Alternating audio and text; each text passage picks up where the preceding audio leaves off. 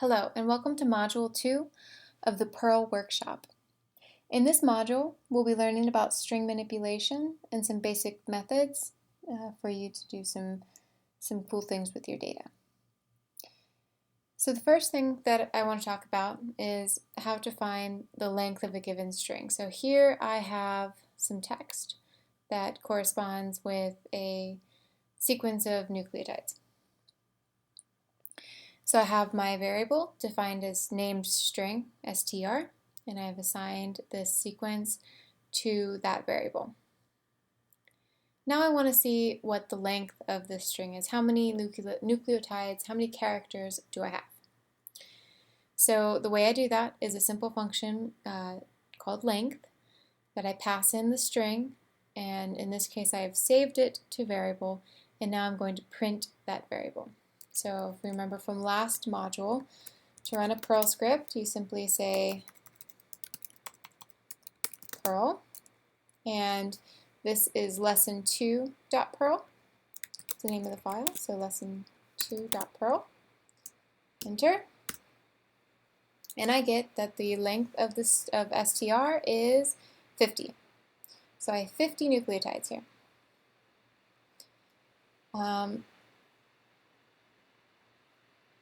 And one thing to mention about this print statement here, it may look a little different than what we were using before, but it's perfectly viable. You can mix in your variables into a string without concatenation, just like this, and obviously it works.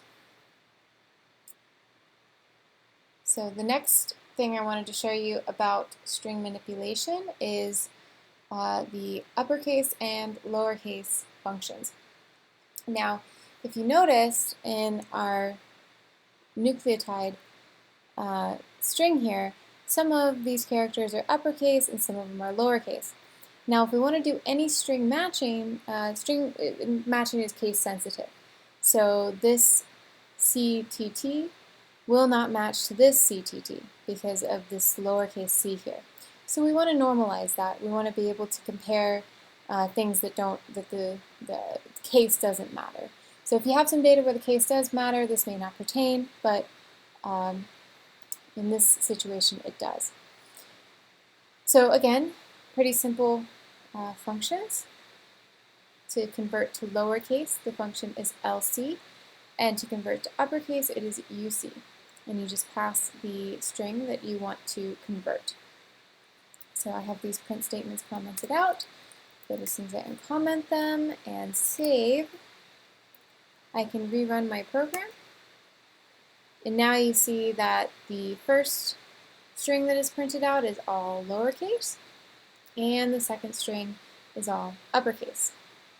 So since the uppercase is more like what you will see in FASTQ data for nucleotides, we're going to go ahead and use that for the remainder of the lesson. So we will now be using this variable instead of just str.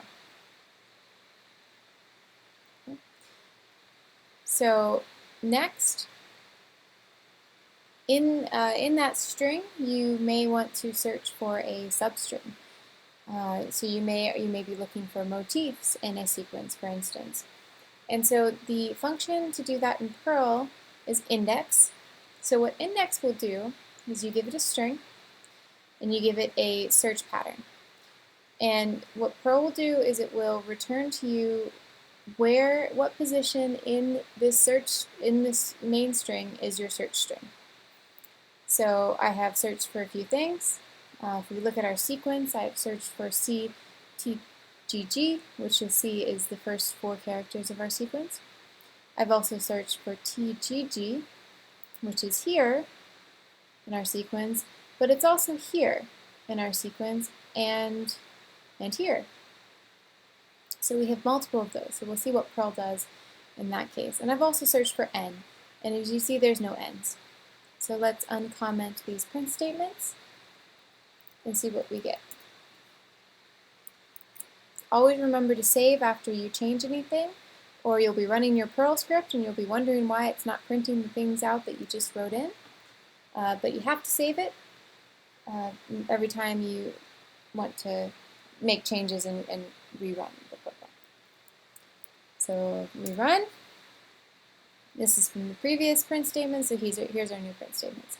So the index of CTGG is 0. So if you remember from the last module, arrays are indexed at 0, and a string of text is nothing more than an array of characters. And so the index for this very first character is going to be 0. And indeed, that's where we find it. Now, if you remember, I was saying that TGG is here and also here and here in the sequence. But what Perl gives you back is just 1. So it's picking up this TGG instance. Now, so it will always return the first occurrence of the string that you're looking for. Now, there is a way to find all of them, and if later on in the modules we have time, or in the live sessions, we can go over that. But for now, if you are truly interested in that, there is a link in one of the comments to a Perl Maven site, which is a really good site for any questions having to do with Perl. And it goes over how to use the index function to find all of the occurrences and not just one. So take a look. And for our last one, the index of n, it has come back as -1. So that's Perl's way of telling you that it didn't find anything. And indeed, there are no n's in our sequence. Okay, so moving on. Once we have found the index of a certain substring, we may want to extract it and use it somewhere else in our program.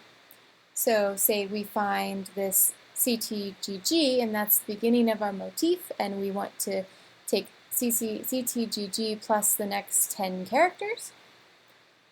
So we have found that that certain motif is at index 0, so we give it our string, our main string.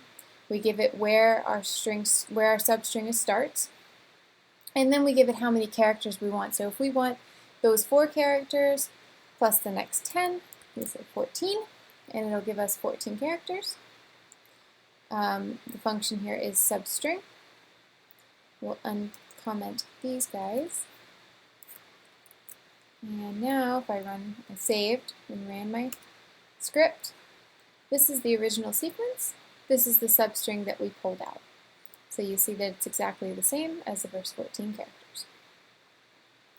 Now, a little bit more complicated, what if we want to find a substring, we want to find it, and we want to replace it with something else. So say all instances of a certain motif we want to replace with n's, for instance. So we can do that by adding another parameter here. So instead of just giving it the main string, the index, and the number of characters, we also give it a replacement string. And we can see how that works here. So now what it returns is not going to be the substring that it finds, as it did up here. It will be the modified string. So let's uncomment this and let's see it in action. So I'm just going to do the first 5. So our original CTGGG should be replaced with all n's.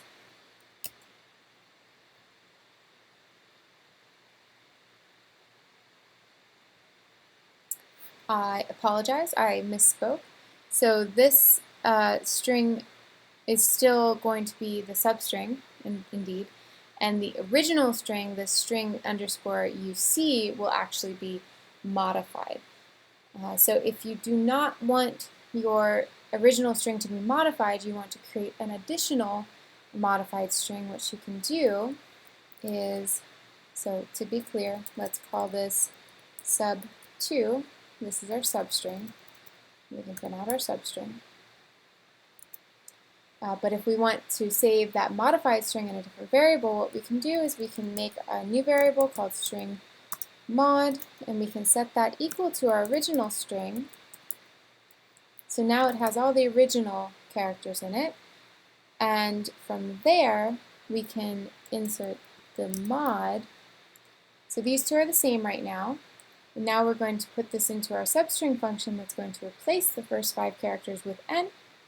And so now we can print out the original string. We can now print out string underscore mod.